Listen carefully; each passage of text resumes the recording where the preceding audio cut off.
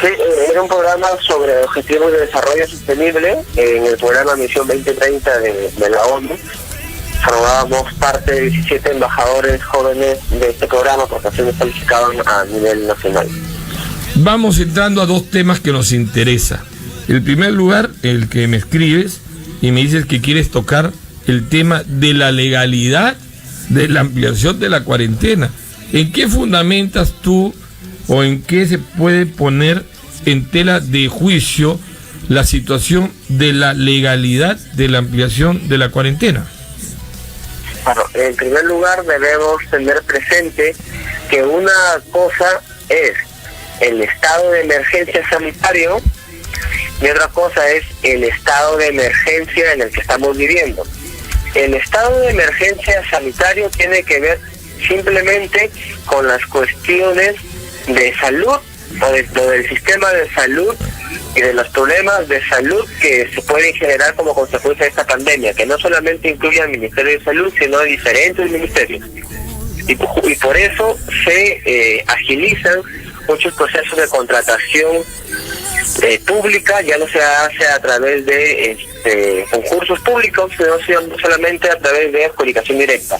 Pero el estado, y el estado de emergencia sanitaria dura 90 días, pero el estado de emergencia, en el cual incluye el toque de queda, la cuarentena, ¿no?, y ciertas restricciones a las libertades personales, se encuentra regulado en el artículo 137 de la Constitución. Y el artículo 137 manifiesta que el estado de emergencia se declara por el presidente y puede ser ampliado hasta un máximo de 60 días naturales o 60 días calendarios. Se incluye lunes, sábado, domingo y feriado. Pero acá hay un suceso que nunca en nuestra historia ha pasado, y es que este 10 de mayo, que es el Día de la Madre, y aprovecho para saludar a todas las madres el día de mañana por su día, este 10 de mayo se cumplen los 60 días que establece la Constitución en el artículo 137. Entonces, o sea, Francisco, para que nos quede claro que cumplidos los 60 días y ya ampliando esto rompe el marco constitucional, ¿eso me quiere decir? Es que allí justamente hay un vacío legal y que dependería de alguna u otra manera de la interpretación que se les quiera dar. Y desde mi punto de vista, la norma constitucional, al no decir cuántas veces se puede renovar el plazo de la cuarentena, ¿no?, o el estado de emergencia, sí se podría dar. Pero ojo, el mañana se cumplen los 60 días y es un periodo que se alargó, ¿no?, y que llegó a su máximo de 60 días. El lunes 11 de mayo empieza un nuevo periodo que también se podría alargar hasta 60 días. No, pero vamos por partes. No, vamos por partes. Si no hay un espacio, por lo menos de 24 horas como mínimo, no se rompe el vínculo con el anterior periodo, doctor Aspira. Disculpe, no se rompe el vínculo. O sea, no podríamos decir empieza otro periodo. O sea, continúa el día 61. Entonces, porque no ha habido interrupción del estado de emergencia. Entonces habría ahí una situación de una infracción constitucional, podríamos decir. Es que todo depende de cómo lo manejen. Por ejemplo, el 10 de mayo se cumplen los 60 días, que es el máximo tiempo de un periodo que establece la Constitución. Ya. A partir del 11 de mayo, o sea, el gobierno nacional de Vizcarra tendría que emitir un decreto, ¿no?, en el cual materialmente, o sea, en la realidad material sería el día 61 de cuarentena. Va hablando como abogado, de acuerdo al principio de primacía de la realidad, el día 61. Claro, el día 61, pero formalmente sería el día 1 de un nuevo periodo de emergencia. O sea, una cosa es la realidad material y otra cosa es la realidad formal. Y en la realidad formal sería el día 1 del primer periodo de cuarentena, del primer periodo de emergencia, que incluso se podría ampliar hasta los 60 días más. O sea, el 24 de mayo Vizcarra podría decir, ¿saben qué? Vamos a ampliar la cuarentena 2 semanas más, y eso sería constitucional, lo que se llama como una normalidad constitucional. Ahora, el problema es que esta situación no se ha dado antes en el país. O sea, no hay precedentes constitucionales en la historia republicana. Exacto, no hay ningún precedente constitucional en el cual haya llegado el día 60 de estado de emergencia y luego hayan vuelto a iniciar un nuevo periodo. Ni siquiera en el Callao, cuando declararon estado de emergencia, pasó lo que estamos pasando en este momento, y eso también demuestra que nos encontramos en una situación muy sui generis en el tema, incluso hasta jurídico constitucional, porque como la Constitución no te dice cuántas veces al año, por así decirlo, puedes declarar un estado de emergencia, puedes, si Vizcarra lo así determina, puede ir ampliando, y llegamos a los 120 días materialmente hablando de cuarentena, pero a los 60 días del nuevo periodo de cuarentena, porque como decía, una cosa es la realidad material y otra cosa es la realidad formal. Y así vamos a llegar hasta el día que nos quieren llevar el señor Vizcarra, que es hasta el mes de abril del próximo año, donde va a ser el único que puede hablar, el único que puede pagar publicidad con dinero del Estado, y el único que definitivamente va a dar bonos, el único que saca la plata del Estado, la billetera, y que dice, bueno, hoy día se le da a los bomberos, mañana se le da a los limpiadores de zapatos, pasado a los colectiveros, y definitivamente pareciera que nos quieren llevar de las narices a un punto donde la popularidad del presidente por esta pandemia, por eso yo he dicho, la pandemia es el gran negocio de muchos, especialmente los que están presos por corrupción.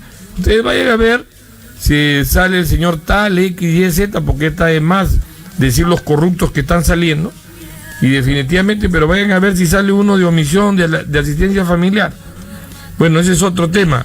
Pancho, la cuestión, doctora Piedra, es que pareciera, o tengo la sensación de que no se está manejando bien en los términos legales esto de los estados de emergencia. ¿Cuál es, en conclusión, para entrar a otro tema sobre esto del terminado los 60 días, qué tendría que hacer? Por lo menos yo creo que el presidente tendría que dar un lapso para romper el vínculo del anterior proceso o el anterior periodo de 24 horas y después reabrir nuevamente el Estado, porque si no estuviera incurriendo en una sucesión.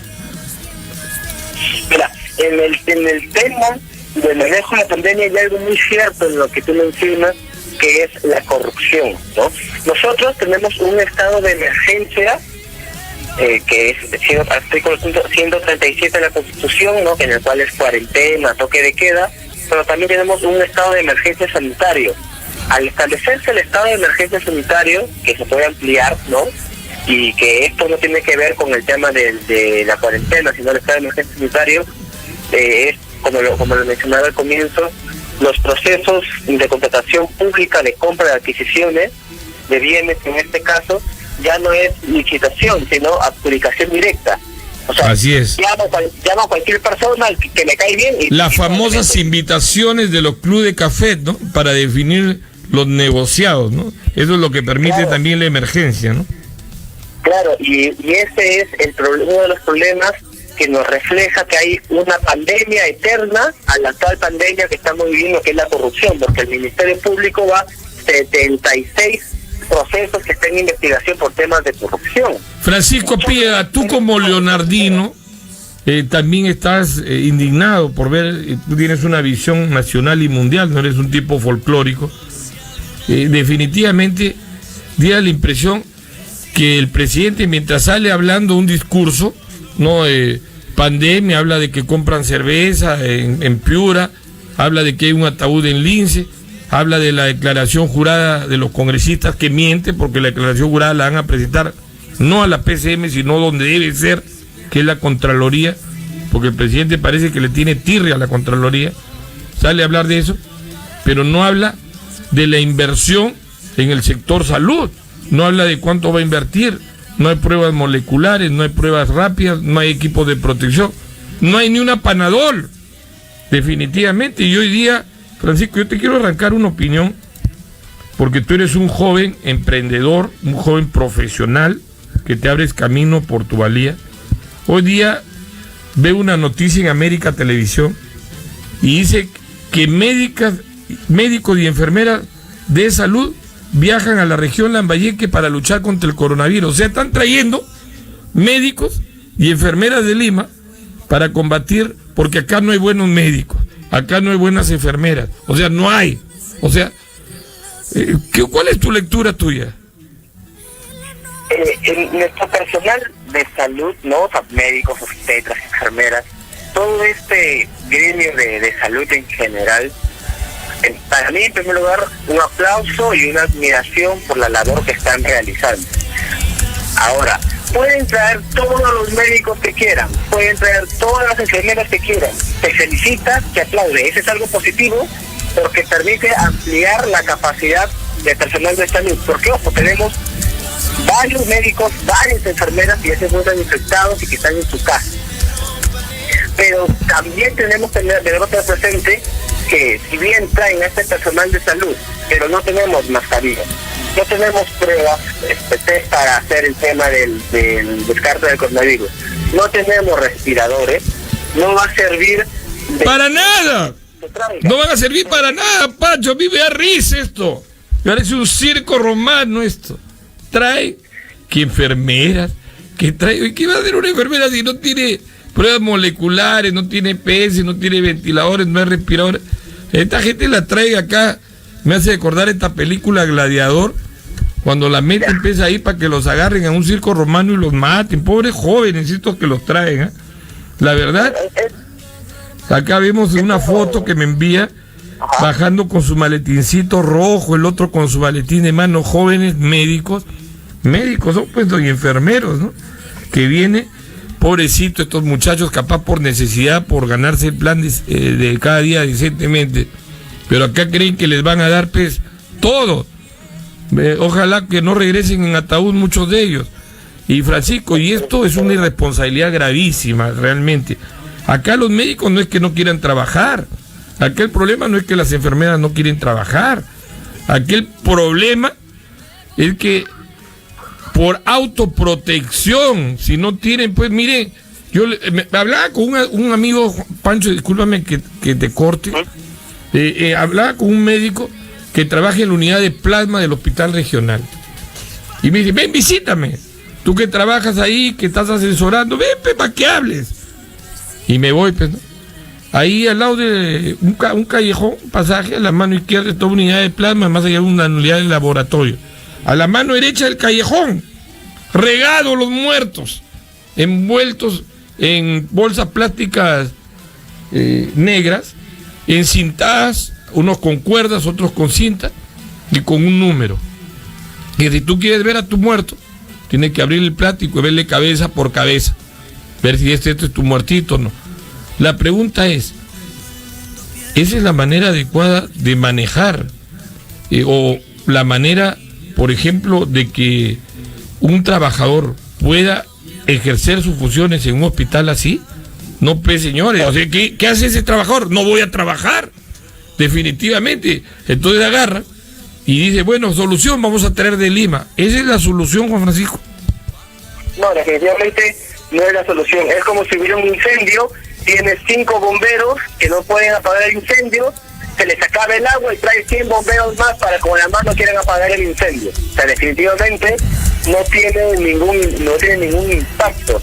Y esta problemática se pudo haber evitado porque, por ejemplo, en enero de este año, el Centro Epidemiológico Nacional, o sea, el centro especializado en temas de pandemias y virus que tiene el Perú, a través de la nota informativa 056-2020, le emitió una nota urgente al gobierno nacional de Vizcarra y les dijo, miren, necesitamos invertir 400 millones de soles para crear un sistema anti-COVID. Porque la gente dice, no, el sistema de salud siempre ha sido precario. Sí, es cierto, el sistema de salud siempre ha sido precario. Pero nosotros no necesitamos un sistema de salud especializado. Ahorita lo que necesitamos es un sistema anti-COVID, que en enero le dijeron al gobierno de Daniel Vizcarra tienes que invertir 400 millones a través de esta nota informativa. El gobierno nacional Vizcarra simplemente no hizo caso, y ahora tenemos que recién a finales de marzo y los primeros días de abril se empezaron a comprar los ventiladores, los respiradores artificiales, que fueron 450, y que recién están a punto de llegar al Perú. Entonces, a Vizcarra dijeron 3 meses antes lo que tenía que hacer. 3 meses antes para que el tema del sistema anti-COVID estuviera creado. Y algunas personas dicen, ¿y dónde iban a colocar los equipos si es que no hay espacio? Así como están haciendo en este momento. Hospitales de campaña equipados con el sistema anti-COVID. Porque la gente no muere tanto por el hecho de infectarse, porque al final todos vamos a infectarnos, y esto lo dijo el ministro de Salud. La gente se muere porque no tiene camas sucias donde ser atendido, la gente se muere porque no tiene respiradores donde ser atendido, la gente se muere porque no hay medicamentos para que puedan ser atendidos. En el hospital Heisen, hace una semana, 10 personas han muerto en la cochera del hospital Heisen porque no había camas para que las atiendan. Entonces, Juan Francisco, y otra gente malinterpreta, por ejemplo, acá tenemos un señor, dice Raimundo Claros Luis Julio, dice, si no envían médicos o enfermeras, que por qué no envían, si envían, ¿por qué no envían? Plo, mejor vente pa' Chiclayo. O sea, la cuestión no es que envíen o no envíen enfermeras, el problema es logístico, señor Raimundo. Mi amigo, mi gran amigo y de barrio y de muchacho, Gonzalo Potosén, dice, lo que no hay son autoridades y representantes capaces. Coincido con él, hay una falta de visión y de liderazgo a nivel nacional y regional, de asertividad, diría la palabra, para poder manejar esto. Coincido con él, y que ante cualquier eventualidad también reaccionen eficientemente. Una lástima año tras año, dice Gonzalo Potosén, coincido con él. En otro dice Lenín Vladimiro Gavidia Llanos, dice, si hay enfermeros médicos, lo que no hay es logística. Roger Rodríguez dice, exacto, tenemos buenos profesionales en Lambayeque y de los mejores, y que conocen la realidad. Mal traer gente que no conoce nada de acá. Rufino Mendoza dice, personal médico, ¡ay! Dice, lo que ocurre es que no quieren trabajar sin protección. Así manden 1000 enfermeras, volverán a salir con sus carteles pidiendo equipos de protección. Lo cual es válido. Escucha, espérate, ya de aquí comenta, espérate, Francisco. Segundo, Prieto Coronel dice, ¿dónde está la voz del presidente regional y del señor Vizcarra? ¿Qué hace? Rodrigo Ledesma dice, tantas universidades en la región y faltan profesionales de la salud. Realmente, Juan Francisco, has escuchado esta andanada y hay más. ¿Cuál es el comentario? El comentario es que toda persona siempre va a intentar cuidarse a sí mismo y a su familia. Como bien señala una de las personas que comentaste, que estoy seguro que es el pensamiento de todos, es que por más médicos, por más personal de salud que traigan, si es que no les dan los equipos de bioseguridad, no van a trabajar, no van a atender. Que el personal de salud aquí en Lambayeque está reclamando, porque incluso hasta se cubrían con bolsas choqueras, como hemos visto en las fotos que presentaron, porque salen a reclamar porque no tienen mascarillas, porque no tienen guantes. Muchos son un poco insensibles y dicen, no, pero es que ellos eligieron esta profesión, y cuando eligieron esta profesión, ya que se vayan a morir infectados. Pero es que el tema no es así. Ellos son seres humanos, tienen familia, y fácilmente ellos podrían decir, ¿saben qué? No trabajo y me voy a mi casa. Y no pasa nada, porque esto también forma parte de la libertad de trabajo, en el cual decido con quién trabajo, cuándo trabajo, y si no trabajo, y tampoco pasa nada. Entonces, lo que necesitamos es de que el gobierno nacional deje de hacer tanto show mediático y más bien actúe. Una burla que el ministro Zamora haya traído. Y también Anselmo Lozano actúa, vota tanto gerente incapaz que tienes. Discúlpame que te corte, Juan Francisco, pero tus palabras también me arrancan la indignación de ver que una persona que en tanto quiero, porque yo sí, es indudable el afecto que le tengo a Lozano, ¿no? Lo estimo como un hermano mayor, y merece todo el respeto, y lo digo, discúlpame, Juan Francisco, que te corte, haber sacrificado tantos años de su vida para ser uno de los alcaldes más exitosos y terminar, porque le tiemblan las piernas como junco en agua de poder votar gente, que falte liderazgo. Se requiere cambio, Juan Francisco, también en la región, no solo en Vizcarra, pues. Sí, definitivamente cuando las cosas no funcionan se necesita una renovación de ideas, unos nuevos aires. Y yo estoy seguro que acá en el departamento tenemos gente que puede dar la talla. Claro que sí. En este momento, las cosas se ven que no están. Y aparte hay algo, Juan Francisco, que necesitamos gente operativa. Por ejemplo, yo fuera presidente regional, yo a mis 70 años que tengo, yo lo llamo, ve Juan Francisco, tú eres operativo, estás lleno de vida, mira, tú tienes capacidad de movilizarte. Si no lo puedo hacer yo a mis 70 años, vas tú, pues, porque tú ves mis ojos, mis oídos y te doy mi confianza. Pero no, yo no puedo y voy a poner a otro peor que no puede ni caminar. No, discúlpeme con las palabras, no pues, no es el momento.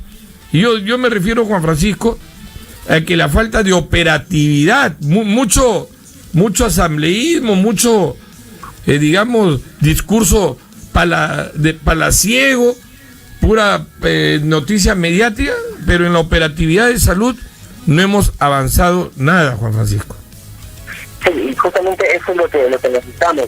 Necesitamos funcionarios públicos que no solamente sean burocráticos, o sea, que no solamente conozcan la realidad del informe que les viene de su escritorio, sino que salgan, que miren, que verifiquen qué es lo que está pasando. Y hay algo que me parece que no está sucediendo, y es que el problema de la pandemia de salud no solamente abarca al sector salud, sino es una pandemia transversal en el cual todas las gerencias regionales tienen que coordinar, porque si solamente decimos, ya, salud, encárgate, que acaso salud tiene la información de cuántos pobres hay, de cuántas personas con discapacidad hay, cuántas mujeres hay.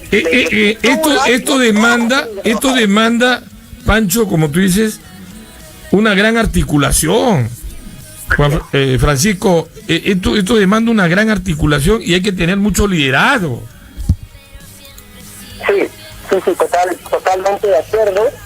Lo que se necesita es ya pasar de una mentalidad de Estado especializado en el cual cada gerencia se encaja en lo que ellos hacen y todo lo que hacen los demás, a un trabajo que se denomina orientado a la obtención de resultados. Y en la orientación orientada a los resultados se trabaja de manera transversal. Así, política red, interconectado, en el cual todos aportan, en el cual todas las diferentes gerencias trabajan. Porque si no hacemos esto, vamos a seguir en la misma dinámica. Así es, y ahí hay que ponerle énfasis. Disculpa que te corte, Francisco Aspiega. Tengo que cortarte, ¿por qué? Porque por un lado trabaja el general con su grupito, que no tiene ni un sol, están fríos, y ahí felicitamos al gesto de la familia Azalde Vives, que ha podido hacer posible con dinero frescos 2 hospitales en un cuartel de Lambayeque. Por otro lado lo tenemos a Anselmo Lozano, encasillado de buenas ideas, de buenas intenciones, de honestidad, pero definitivamente no prende la moto, o sea, no tiene gasolina, gasolina le sobra, pero no tiene quien conduzca la moto para que pueda arrancar. Por otro lado, tenemos los congresistas que hacen sus iniciativas legislativas, están pidiendo, pero Lima le dice, no, pero eso es una facultad del gobierno regional. Por otro lado, tenemos la sociedad civil organizada, que está buscando protagonismo mediático para alistarse para campañas políticas. Por otro lado, tenemos grupos independientes como Rafael Aita, que se ha juntado con un grupo de estudiosos que empujan el carro proactivamente, pero que definitivamente también trabajan aisladamente. ¿Quién los convoca a todos ellos? ¿Quién articula a todos ellos? ¿Quién los debería convocar? La pregunta del millón y la respuesta del millón. ¿O me equivoco? ¿No debería ser Anselmo Lozano? Sí. Él, como máxima autoridad regional y bajo el principio de subsidiariedad política, porque está mucho más cercano a Lambayeque que el gobierno nacional, definitivamente, él debería liderar un trabajo colectivo porque no solamente acá es cuestión de lo que realiza el Estado, sino también lo que nosotros realizamos como ciudadanos. Como dijo John F. Kennedy una vez, no te preguntas qué puede hacer el Estado por ti, sino qué puedes tú hacer por el Estado. O sea, evidentemente es necesario y indispensable que el Estado realice acciones necesarias para salvaguardar nuestra vida, pero también como ciudadanos nosotros tenemos propuestas y podemos coordinar. Yo pienso que se está dejando de lado el rol muy importante y la influencia que suele tener la sociedad civil en aquellos sectores de los cuales el gobierno no puede llegar por diferentes factores.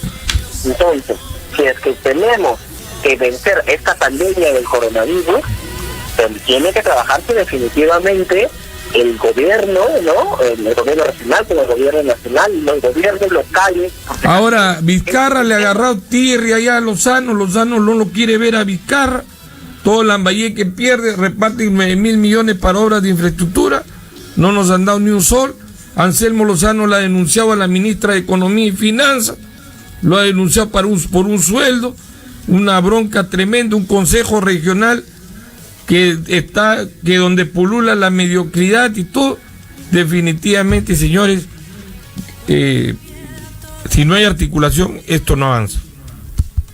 Claro, y debemos entender de que cuando uno ocupa un cargo público tenemos que sacarnos todas las camisetas políticas, dejar todas las rencillas personales, porque si es que falla la autoridad pública, si es que falla el gobernante, no solamente está afectando la gestión interna del gobierno regional o del municipio, de la entidad en la que esté, sino que también está afectando a cada ciudadano que depende de las acciones que realice la autoridad competente. Entonces, aquí, si es que hay una bronca política, por mencionarlo... Sí, claro, es una bronca política, bien dicho. Lo que tienen que hacer es hacer como el buen samaritano, si queremos verlo así, morderse la lengua, tratarse bien, y ya luego, después de la pandemia, si gusta... Claro. Me parece muy bien tu recomendación, Francisco Apiaga, muy buena. Ellos, si tienen problemas personales, que se vayan a solucionarlo pues en otro escenario, ¿no? Sí, así es. Francisco, llegamos a la parte final de esta entrevista. Que por favor, tú como joven, se ha quedado sobre el tapete un tema importantísimo, la influencia del COVID como amenaza a los jóvenes. Estaba leyendo unos reportes de la prensa francesa, de la prensa española, no, de la prensa alemana, sobre cómo ha influenciado en el nivel psicosocial en los jóvenes, pero será materia de una entrevista para el día martes o miércoles de la otra semana. ¿Algo más que quieras agregar? Creo que quieres dar un saludo por el Día de la Madre. Un minuto, te dejamos en libertad. Muchas gracias. Un saludo a todas las madres en este día de hoy que están trabajando, que el día de mañana van a trabajar, a las madres enfermeras, policías, médicas, personal de salud, a las madres obreras, a las madres que están luchando el día a día por mantenernos vivos, por mantenernos bien atentos. Y un saludo especial a mi mamá, Pilar Muñoz. Sí, la conozco, a la señora Pilar, luchadora sindical de ya muchos años, un trabajo muy... Sí, así es, decirle que la amo mucho y que mañana vamos a celebrar en la medida de lo posible el Día de la Madre de ella y de todas las madres luchadoras que se encuentran dentro del país. Un saludo y un abrazo fraterno a todos ellos. Gracias, Francisco Apiaga, abogado y consultor del PNUD, representante, ¿no?, de una comisión de embajadores, un muchacho que realmente con un futuro prominente lambayicano. Si yo fuera presidente regional y lo llamo a este muchacho, le digo, mira, preparado, que comente, con esencia gris, ponte tu EPS, te vas a morro, ese se va al toque, se va... El joven está con toda la energía, este EPS está para explotarlo. El corona lo ve y se da la vuelta. Y si le da igual, pues será, pero va y cumple las misiones. Necesitamos gente operativa, señor. Por ejemplo, me pareció extraordinaria la entrevista que le hiciera a este sociólogo César Cardoso. Muy bueno, ¿eh? Su planteamiento lo he estado estudiando, su marco lógico de estrategias, pero tiene que darle poder, pues, a los que más saben. Y no es ser egoísta. Hay que rodearse de gente que te contamine, pero de conocimientos y que te dé nivel Si una persona, yo siempre he sido, en los cargos que me ha tocado ocupar, yo he sido muy agudo en mis ojos. En ver, en focalizar. Sabe, jálalo. Y miren en qué lugares está. Y puedo enumerar, han dado muchos réditos al Perú. Pero la mediocridad, ve al hombre que sabe, no, ciérrale la puerta. Esa mentalidad mediocre hay que romperla, señor. Vamos a la pausa. Me aloca Percy Salazar. Prende la lucecita el Charlotte. Hoy día no sale. Chompira sale hoy día. Chompira, ¿cómo se llama? El tío de. ¿Cómo se llama? ¿Ah? No sale. Vamos a la pausa y regresamos, señores.